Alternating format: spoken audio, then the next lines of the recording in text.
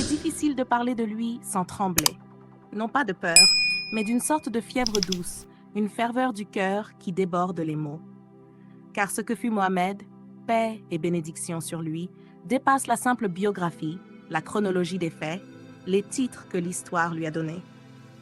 Il n'est pas seulement un homme né en Arabie au VIe siècle.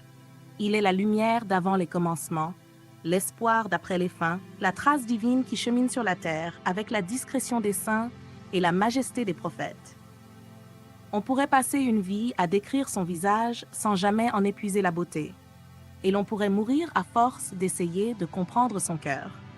Son apparence, disent ceux qui l'ont vu, rayonnait.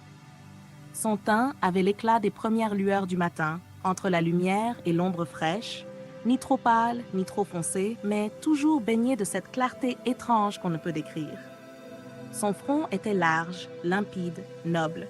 Ses sourcils arqués ne se touchaient pas, mais formaient comme deux ailes sur ses yeux profonds, noirs, où brillait une lumière que beaucoup prenaient pour un miracle. Son nez droit, son cou élancé, ses dents blanches, ses cheveux mi-longs, légèrement ondulés, tout en lui portait une harmonie troublante. Même sa sueur embaumait un parfum naturel, comme si le ciel l'avait trempé dans le musc avant de l'envoyer sur terre. Mais sa beauté physique n'était que le vêtement extérieur d'une beauté plus vaste que les montagnes et plus douce que les larmes des repentants. Il était la bonté vivante. Jamais il n'a frappé de sa main un serviteur, une épouse, un enfant. Jamais il n'a crié pour affirmer son autorité. Il réparait ses sandales lui-même, partageait ses repas avec les pauvres, se levait pour servir de l'eau à ceux qui venaient à lui, et restait debout dans la nuit quand les autres dormaient, pleurant pour une humanité qui parfois le rejetait. Quand on l'insultait, il répondait par la paix. Quand on le blessait, il répondait par la prière. Son comportement était l'expression la plus pure de ce que Dieu a voulu pour les êtres humains. Dans sa manière d'aimer les gens, il y avait un miracle constant.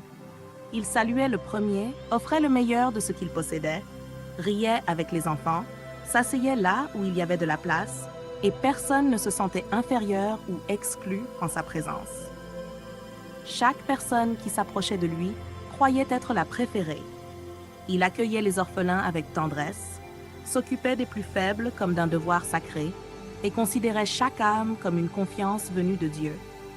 Même ceux qui l'avaient combattu finissaient, souvent, par l'aimer en secret ou à voix haute, parce qu'il désarmait la haine sans jamais renier la vérité. Et il n'était pas qu'un homme bon, il était l'envoyé, l'élu du Créateur, celui à qui le Coran fut révélé, non pas comme un simple livre à lire, mais comme une lumière à incarner. Il ne fut jamais le messager d'un empire, ni le fondateur d'un royaume terrestre. Il était la voix de la miséricorde dans un monde rugueux. Et même lorsqu'il conduisit des batailles, il ne le fit que pour préserver la paix, la justice, l'intégrité de son peuple. Son ascension céleste, lorsqu'il fut appelé par-delà les 7 cieux, seul, pour entendre ce que nul prophète avant lui n'avait entendu, fut un témoignage ultime. Il était celui que Dieu avait aimé d'un amour unique. Il pleura pour nous, avant même de nous connaître. Il demandait à Dieu, « Ma communauté, ma communauté ». Et ses larmes coulaient non pour sa propre douleur, mais pour celle des autres. Il demandait le pardon pour ceux qui le blessaient. Il restait éveillé la nuit pour ceux qui dormaient dans l'oubli. Il portait sur ses épaules le poids de tous les siècles à venir, et jamais il ne s'en est plaint. Et l'aimer, c'est déjà être sauvé. Car son amour n'est pas une simple émotion, c'est une lumière dans la poitrine. Celui qui l'aime sincèrement, même avec ses fautes, même avec ses faiblesses, goûte une paix que rien ne peut briser. Son nom, lorsqu'il est prononcé avec vérité, purifie. Son souvenir est un baume, un feu sacré qui consume le désespoir. Celui qui l'imite un peu, dans ses gestes, dans ses silences, dans ses regards, commence à marcher vers Dieu. Car il est le miroir de la volonté divine, le modèle parfait de ce que peut être un être humain lorsque la foi l'habite. Il ne séparait pas sa vie du Coran. Il était le Coran vivant. Ses gestes illustraient les versets, ses choix confirmaient les commandements. Il ne lisait pas seulement la parole, il l'était. Et quand Aïcha, son épouse, fut interrogée sur son comportement, elle ne répondit qu'en disant « Son caractère, c'était le Coran.